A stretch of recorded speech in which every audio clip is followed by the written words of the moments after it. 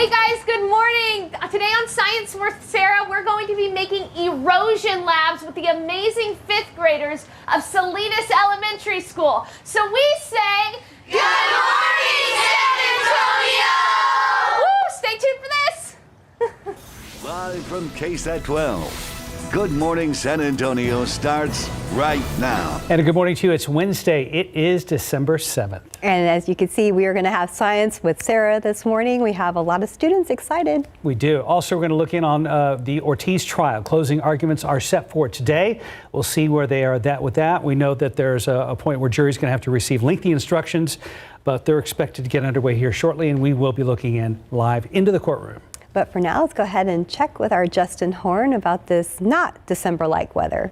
Not at all. We got up to 80 yesterday, guys. We were closing in on some records. I think we're going to get close to some records this week.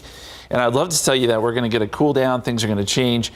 They will, but not in the short term. We've got several more days of this kind of weather with some fog and drizzle in the morning and then warm afternoon temperatures. Let's look at some of the weather headlines here as we look out over the airport. You see the lower visibilities there.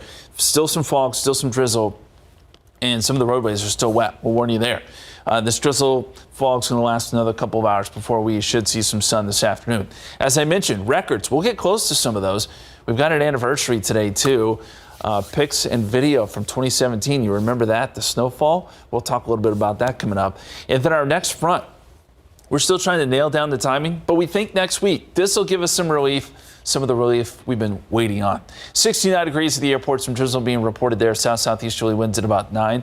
Fog still an issue, at least for northwestern Bexar County. That's where we're still seeing visibility down. Bernie Stage down about a mile, and you'll see some thicker fog as you go out west. Del Rio and Eagle Pass dealing with some very thick fog at this hour. Again, it should lift, I'd say by 10, 11 o'clock, we'll be getting rid of that. And then the sun tries to pop out, just like yesterday. That'll get us those temperatures up to near 80 degrees. 80 degrees at 3 o'clock, 80 at 4 p.m. Still mostly cloudy. And again, we'll talk more about our next front when it may arrive. And if it brings us any rain, that'll be a big component as well. It's coming up in just a few minutes. Justin, thank you. Right now, we've got a couple of accidents reported on the northwest side. Both are eastbound Loop 1604. And we have two of them almost in the same area. We have eastbound 1604 Bandera and then eastbound 1604 at Old Hausman Road right now. It is barely moving in that area. You see one of those incidents right there in the middle of your screen. A lot to look out for this morning. And for now, let's look at today's 9 at 9. China has announced further easing of COVID-19 measures. New guidelines issued today allow many people to isolate at home, reduce mass testing, and remove most health checks for domestic travel. The new policy measures mark what appears to be a further shift towards gradual reopening as the country nears entering its 4th year of the pandemic. Democratic Senator Raphael Warnock has won re-election in Georgia. His victory means Democrats will have 51 seats in the Senate next year. That also means Senate Democrats will hold majorities in each committee. They share power with Republicans now, and they'll be able to issue subpoenas without GOP support. Republican challenger Herschel Walker has conceded.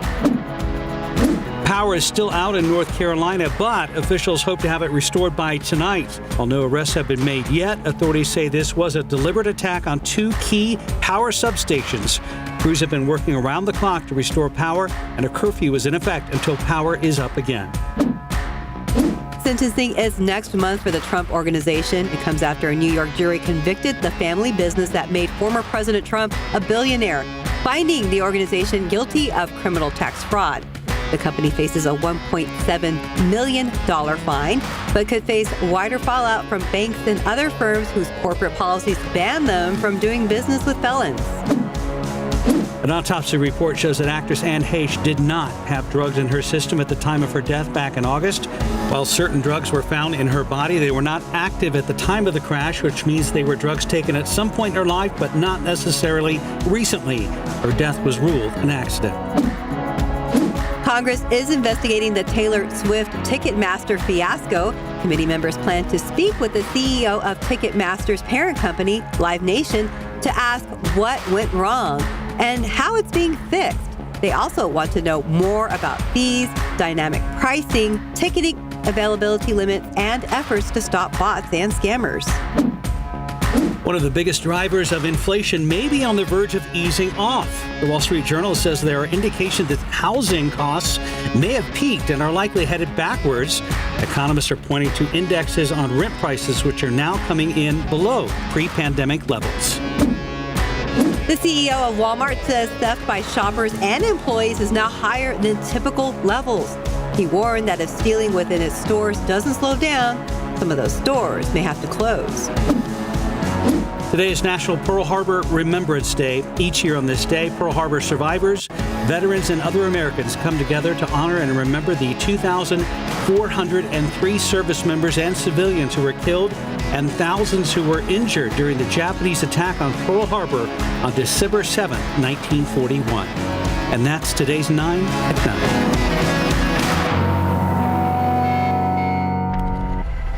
And happening today, closing arguments in the capital murder trial of former Border Patrol agent Juan David Ortiz.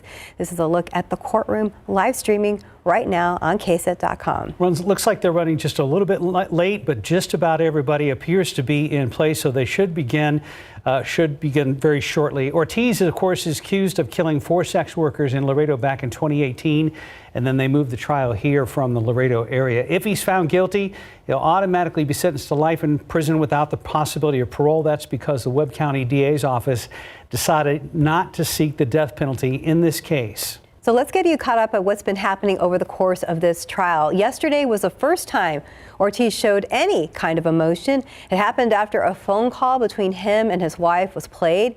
He began to break down and cry. Now, the jury was not able to see Ortiz's reaction because the judge wanted to hear the phone calls without the jury present to see if he would allow it in trial. The phone call was made while Ortiz was in the Webb County jail a little over a month after he had been arrested.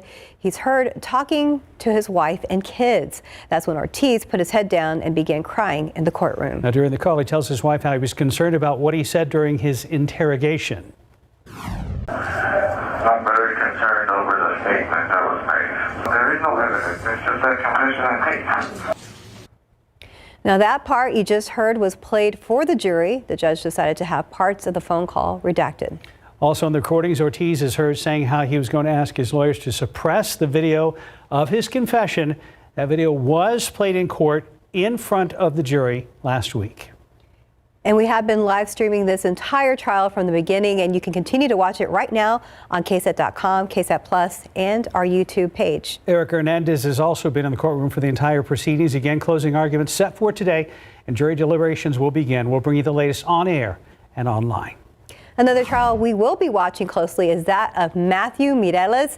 He is the man accused of shooting and killing a Bexar County Sheriff's Office K-9 almost 4 years ago now. Jury selection was yesterday and testimony is expected to begin later this morning. Mireles is facing several charges stemming from a violent law enforcement chase in January 2019. Started in Karnes County, ended here. During the incident, BCSO K-9 Chucky was shot and killed while trying to subdue Mireles.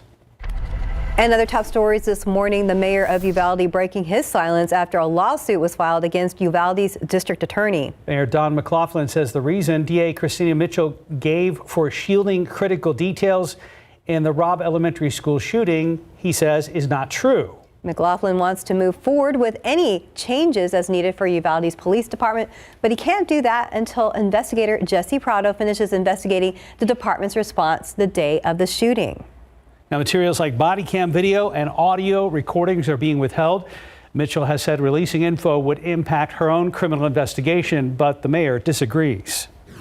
Mr. Prado told her that it would be kept strictly confidential, wouldn't be released without her okay, and he also told her that if he came across anything that was criminal that they had missed, he has an obligation and a duty to bring that forward to her. McLaughlin says he hopes the lawsuit filed against Mitchell will urge her to release the materials. According to the lawsuit, Mitchell's criminal investigation should have wrapped up last month. We called and emailed Mitchell, but have not heard back. Another case filed against District 10 Council member Clayton Perry. San Antonio police filed an at-large case of DWI against Perry. It comes exactly 1 month since the hit-and-run crash he admitted to being involved in. The Bexar County District Attorney's Office also confirmed that case along with the charge of failure to stop and render aid. Now prosecutors are reviewing the case. From there, they'll decide whether to prosecute. It's unclear when they'll make that decision. And if you've been in or around downtown San Antonio recently, you know there is traffic construction and cranes. San Antonio continues to grow out and up. Max Massey spoke with the CEO of Centro San Antonio and tells us the goal is to make the downtown San Antonio area a place people want to live, play, and work. I just want to have a lot more fun and a lot more play. I hope we see a lot more of that in this coming year. Matt Brown is the CEO of Centro San Antonio, and his vision of the future of downtown is slowly coming to fruition. If you look at the city has a strategy plan called the SA Tomorrow, and it has 13 different regional centers, and one's the downtown regional center, and it includes Southtown and all the way down like Lone Star and up. I think Pearl is just outside of it, maybe. It's been years and years of construction, and now production. Frost Towers. It's just spectacular.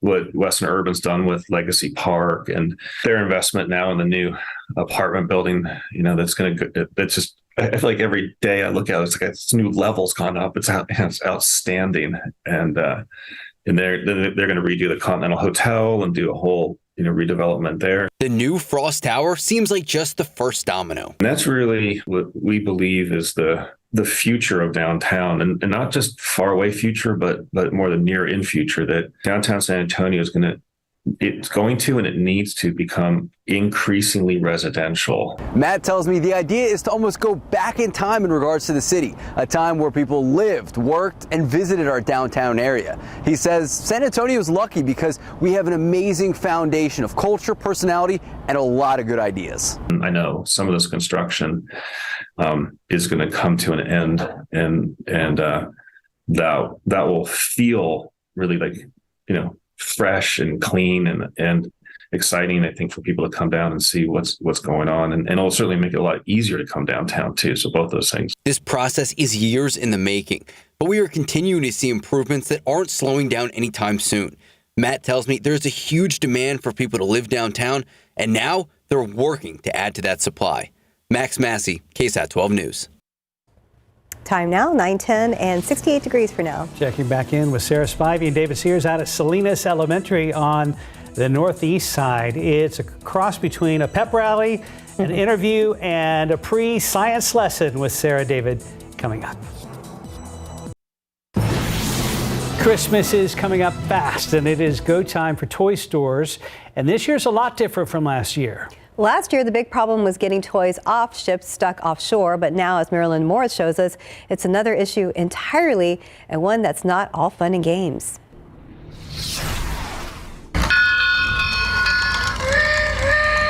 Santa has nothing on Mary Adams when it comes to toys.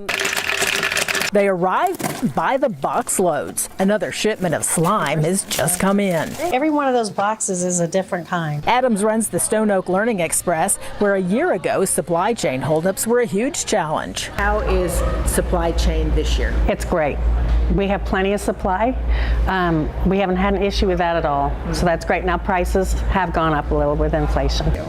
Inflation is the new Grinch in town. Her wholesale costs are up. She estimates about 15%. It's tough. The big guys. Because we have Target right next to us, which has lots of Legos, lots of supplies, and they get their products so much cheaper. So it's tough. Inflation is tough on Santa's helpers too. Half of people in a Wallet Hub survey said Santa would spend less this year. So we have a 6-year-old, a 4-year-old, and then twins. Tara Poff-Pellick says they're making adjustments. We're budgeting lower this year. Yep, so each kid gets a lower amount. Knowing that budgets may be smaller, the toy industry is doing more of this, smaller versions. For instance, someone might not have $40 for this guy, but they have $15 for him. And classics are making a comeback, along with toys that run more on imagination than batteries. With so much inventory this year, Adam says she'll have sales to get the toys under the trees.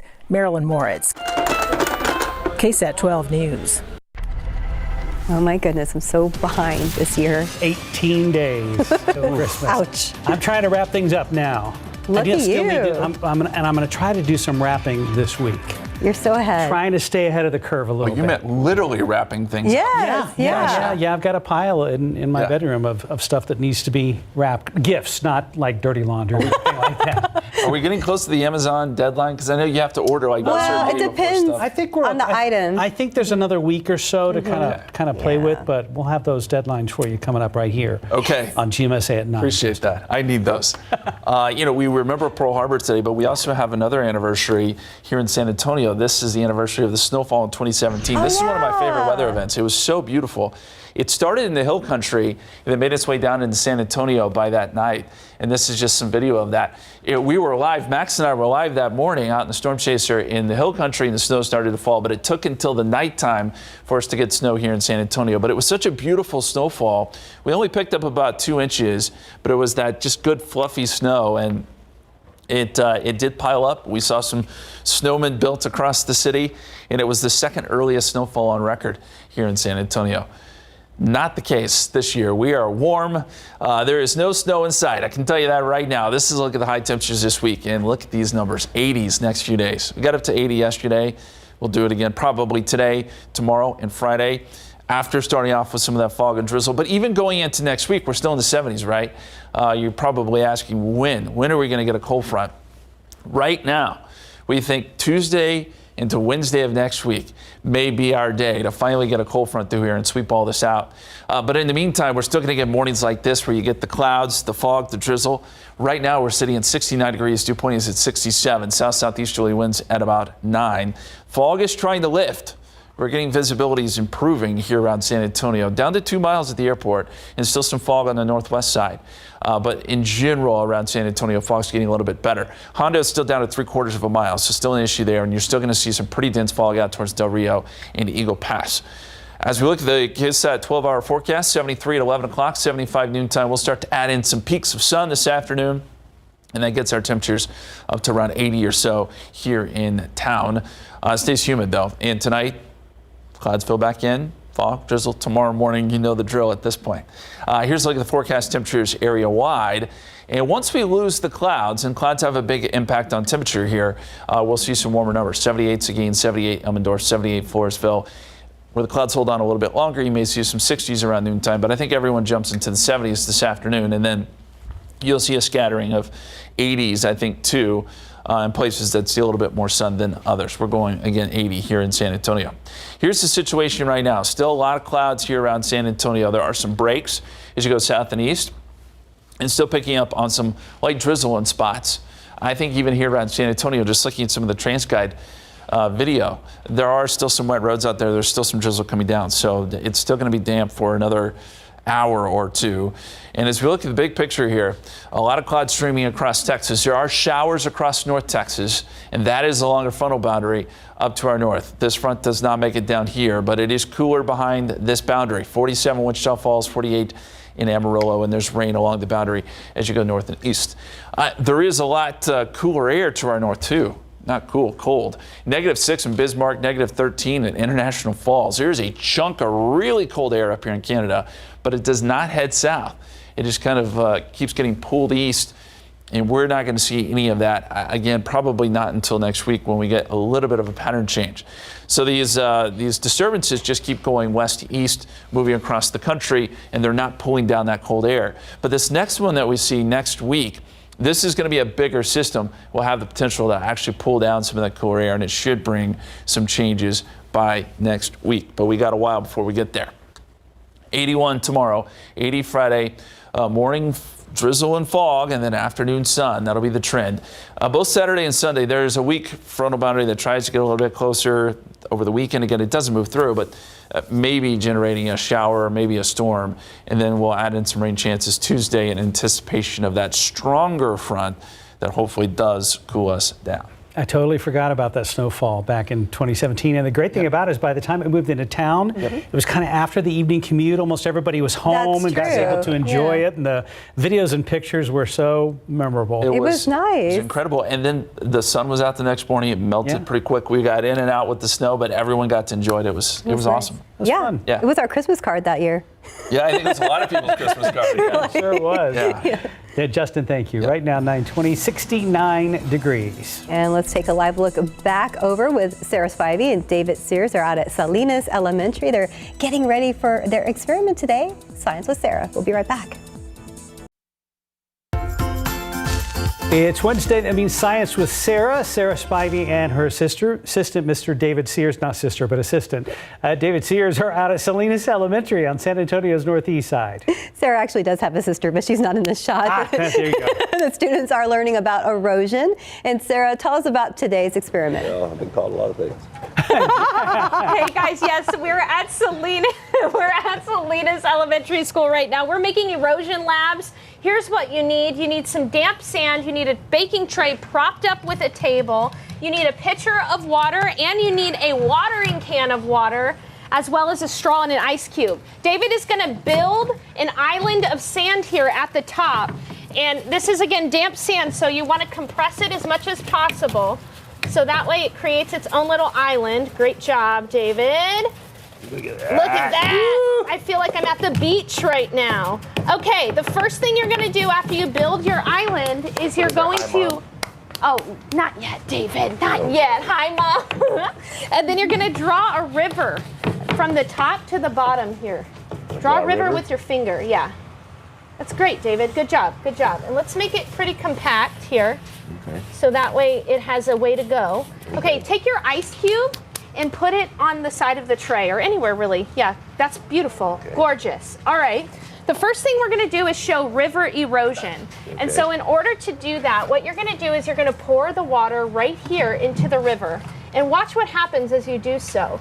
It takes some of that sand. That's exactly what's supposed to happen, and it brings it to the bottom. This is weathering, erosion, and deposition.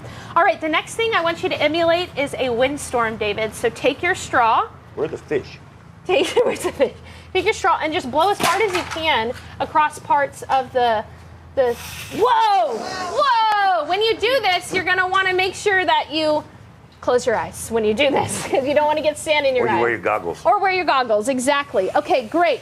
Next up, David, and this that's one. That's wind erosion. That is wind erosion. That's exactly right. Move your mic. I'll hold your mic. Okay. Okay, what you're going to do is you're going to make it lightly rain across this. Lightly rain? Yeah, so what I want you to do is I want you to go shoo, shoo, shoo with the watering can. Okay, good. Okay. You don't see too many erosion there, do you? No? Okay. Now, on this side of the island, make it flood. On this side. With this, yeah. Make it flood. All right, here comes the big flood. We've seen floods in San Antonio before. We have, yeah. All right, so here we go, the flood. Whoa! Okay. The river. All right. That's great. Oh, okay. So this is a great concept that shows that heavy rain, flooding, can do some pretty big damage when it comes to erosion. Notice, though, that as we let this ice cube melt, it's going to make indentations, and that is an example of glacier melting. So coming up, these awesome students have made their own islands, wind erosion, water erosion islands, and they're going to do the experiment for themselves. Let's see if their hypotheses were correct. We'll be right back. All right.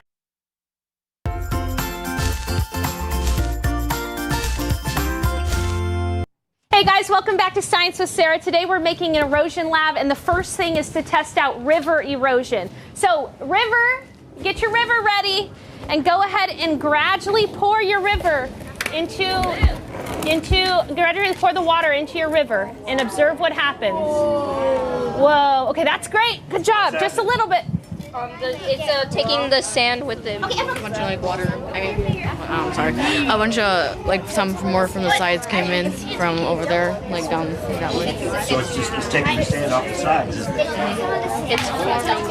It's awesome, great job, guys. Now I want the wind person to take your straw. Remember, when you get down there, close your eyes.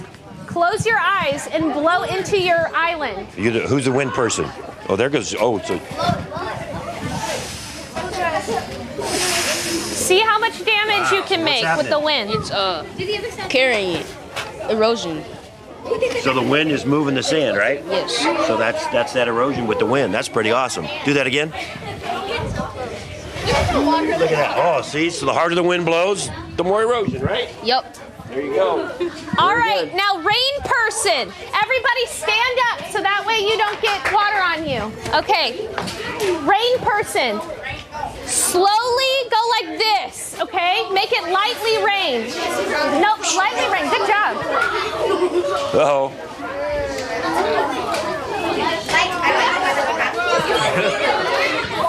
What did it do? Did it do much? Yes. It did a little bit, didn't it? Look, you even got raindrops in your sand. Huh? Awesome job, guys. Okay, now, rain person. Rain person, on one side of your island, the opposite side of the ice cube, rain person, make it flood. Whoa. There we go. Flowing.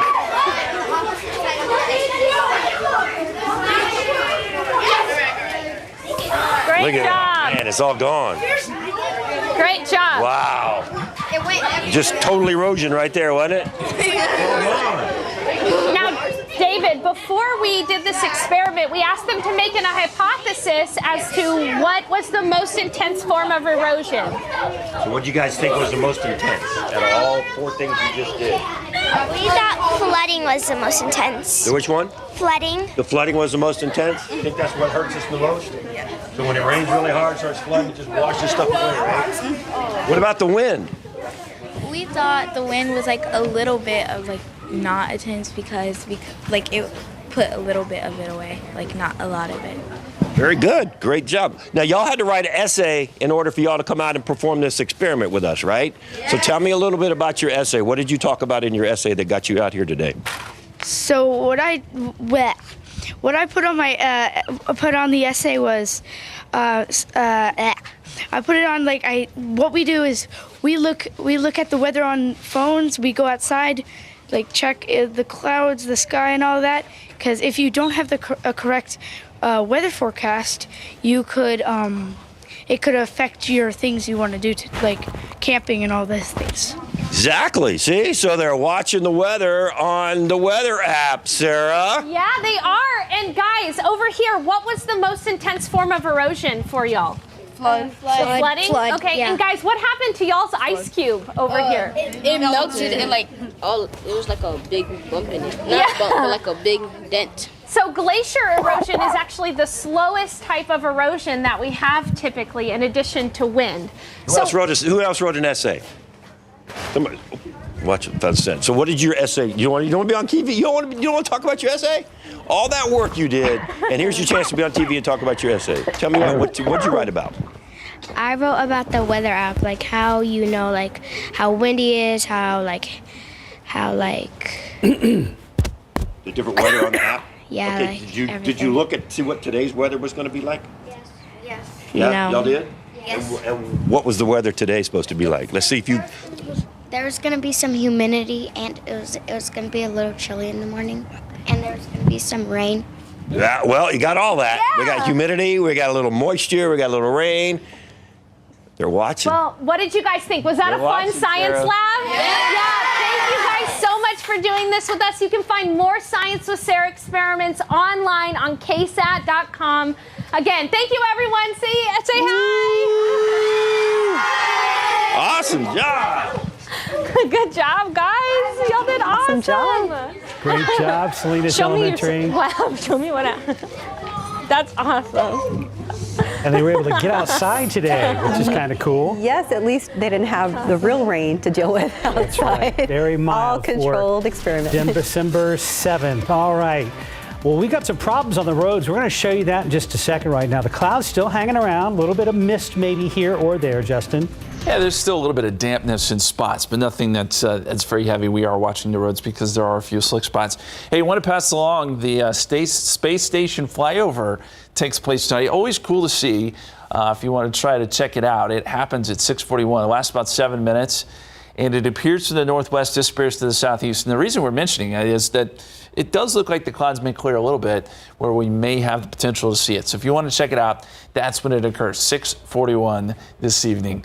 And as we look at the situation that we got here across South Texas, there are the clouds, and they are trying to clear. Already seeing a little clearing area from Gonzales over to Seguin down to Floresville. The sun's trying to pop out in these areas, and we'll probably see that happen here in San Antonio. Just like yesterday, if you're west of town, that's where the clouds have trended a little thicker, and that may keep temperatures down just a hair today. 69 Hondo, 68 Uvalde, but we are at 72 in Pleasanton.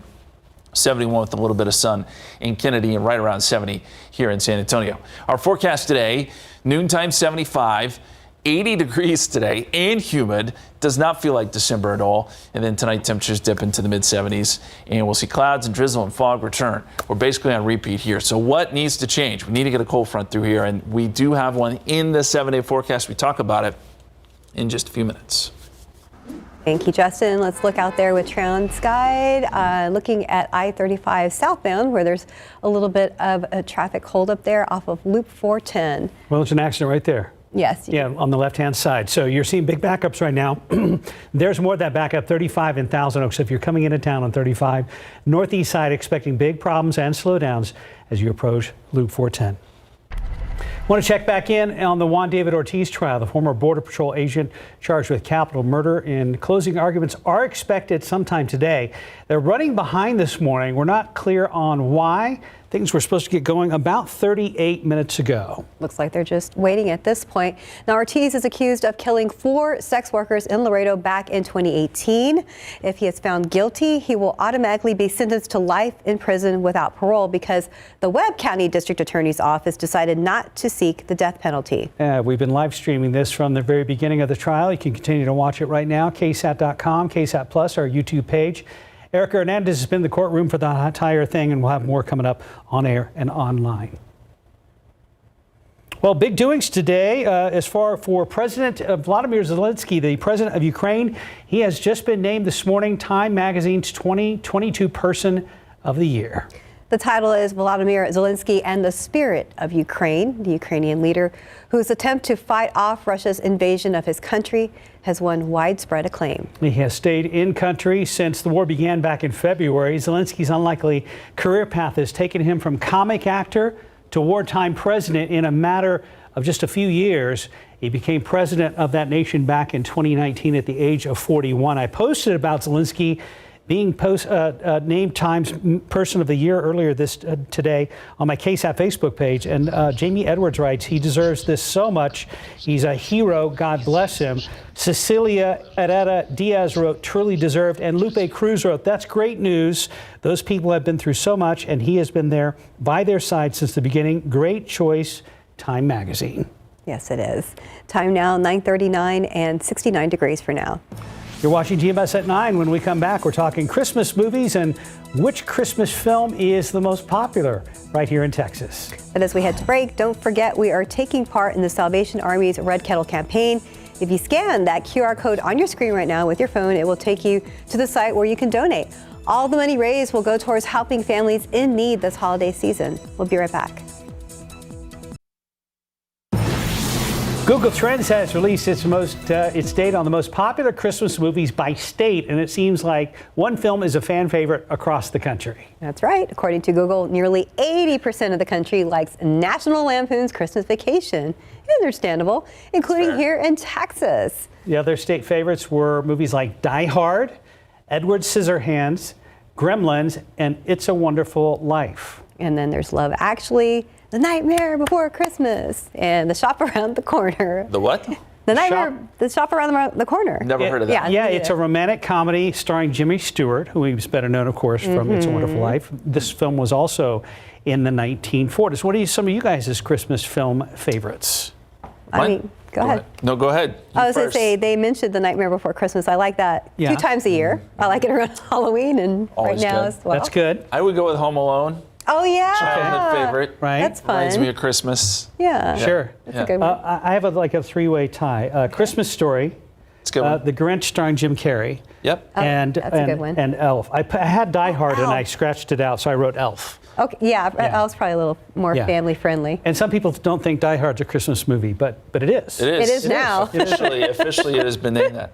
And it's a good thing Mike's not here. We would have enough papers to write his list because of the all Hallmark the movies. Yeah, yes. There's like at least 1,000 now, I feel like. Yeah, that's true. The plot's all the same, but they're all good. Don't tell Mike According to that. Mike, so. Don't tell Mike that part at all. No, don't tell Mike. Yeah, predictability is okay.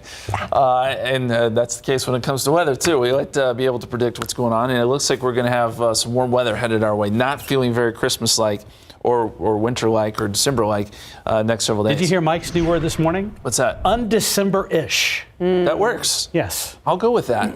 So you know what? Instead of talking about this heat and humidity, let's show you a picture that'll just put you in a good mood. This is Max and his best friend. That's Scooby, right? Mm-hmm. That is Scooby. Scooby. Mm-hmm. That's adorable. Max, enjoying his time there with Scooby. We appreciate that picture as always. We love the pictures of the pups. We've been getting quite a few lately, and they just put you in a good mood. Thank you so much. We'll go outside for you. We've got cloudy skies, still a little bit of fog and drizzle holding on. 69 degrees at the airport, 71 Stinson, 70 at Kelly, 70 at Randolph, and south-southeasterly winds anywhere from 5 to 10 miles per hour. We'll check in again on the visibility too.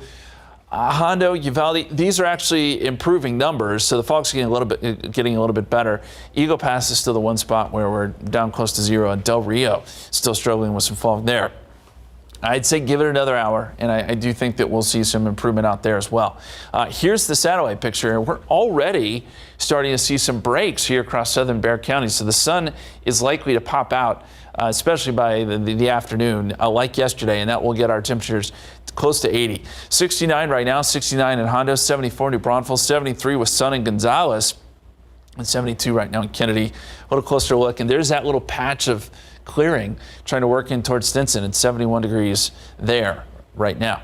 As we look at the forecast, yeah, it does show those clouds thinning out. So this particular model by noontime shows us partly cloudy to maybe mostly cloudy, and then a mixture of sun and clouds a little bit later today, along with all of that humidity. It just humidity does not want to go anywhere, and dew points will stay in the 60s, so that'll make it fairly muggy. 75 noontime, we'll go 77 at 1 o'clock, 80, 3 p.m., 80 at 4 o'clock.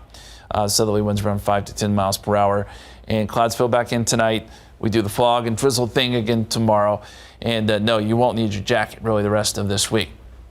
There's another look at the satellite picture. Yeah, we are picking up on a little bit of light drizzle out there too along Highway 90 into the hill country, right along the escarpment. That's a lot of times where we see some of that drizzle.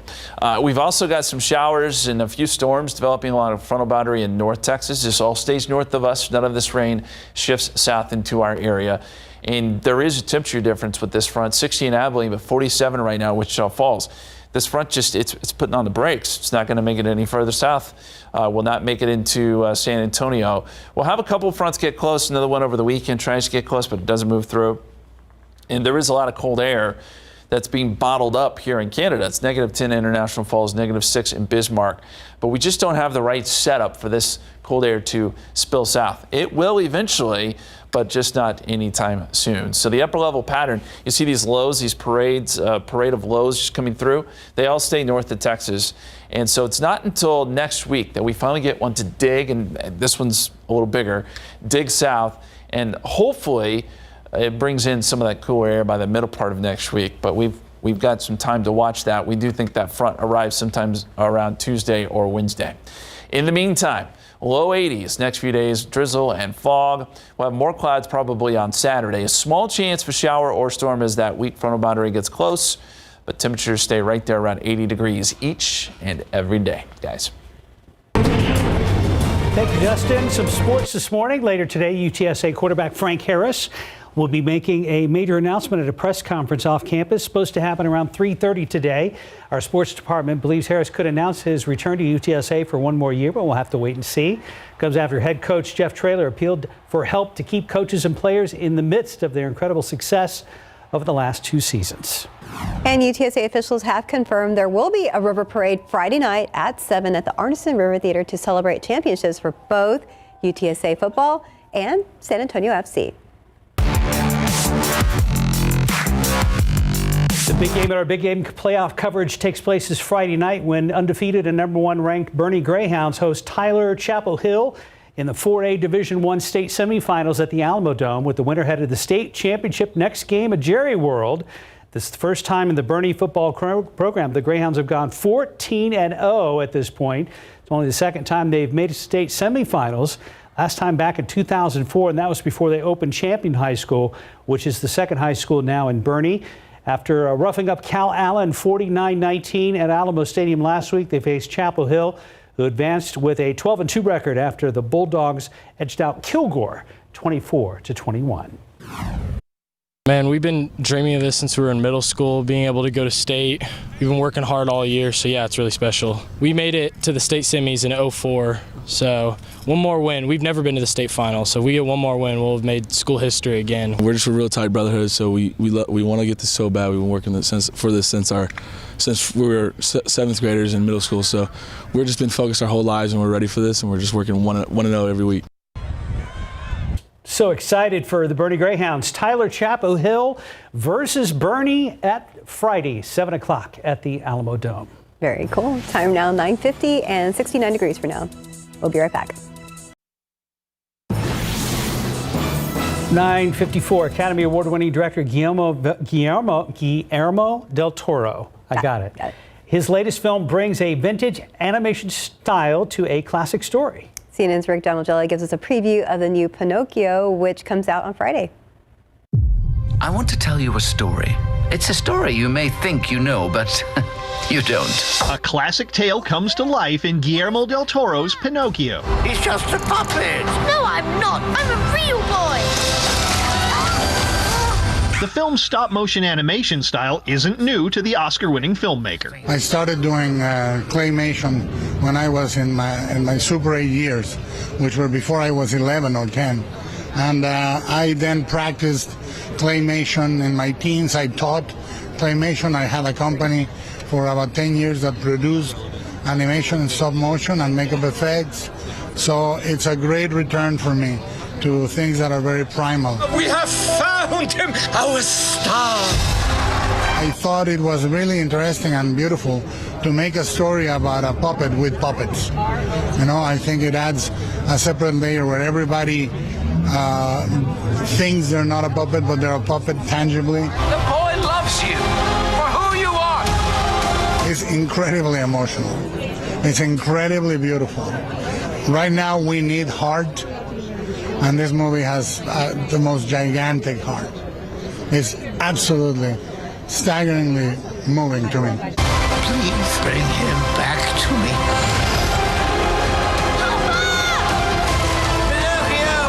In Hollywood, I'm Rick Damigella. Let's look out there again with TransGuide. Still problems over there at I-35 at Loop 410 because of an accident. You can see the backup there. 35 south, and there's some of the backup that continues right now. Again, this is coming into town. I know I-35, the backups do continue. A lot of tractor-trailer traffic in that area as well. Yeah, the roads are a little drier, it looks like, so that's good news. There could be some drizzle in spots, but things should improve here next couple of hours. Okay, That's sounds good good. news. Thank you. Thanks for joining us. Have a good day. Bye-bye.